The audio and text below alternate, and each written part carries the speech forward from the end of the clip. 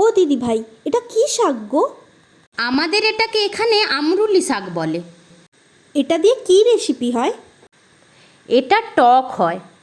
প্রথমে কড়াইতে তেল দিয়ে তেল গরম হলে কুচনো আলু, পরিমাণ মতো নুন দিয়ে লাল করে ভেজে ওর মধ্যেই ফোড়নে শুকনো লঙ্কা, 5 ফোড়ন দিয়ে টুকরো করে রাখা বেগুন, পরিমাণ মতো হলুদ গুঁড়ো, নুন, লঙ্কা গুঁড়ো দিয়ে ভালো করে কষিয়ে নিয়ে প্রয়োজন অনুপাতে জল দিয়ে কিছুক্ষণ সেদ্ধ হতে দেব।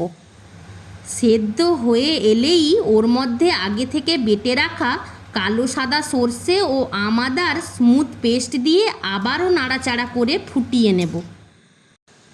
আমরুলি শাকটা কখন দেবে? এবার ফুটে এসেছে, শাক ধুয়ে দিয়ে দেব। শাক সেদ্ধ হয়ে এলে পরিমাণ মতো নুন দিয়ে ম্যাশ করে নিলেই তৈরি টকটক স্বাদের আমরুলি।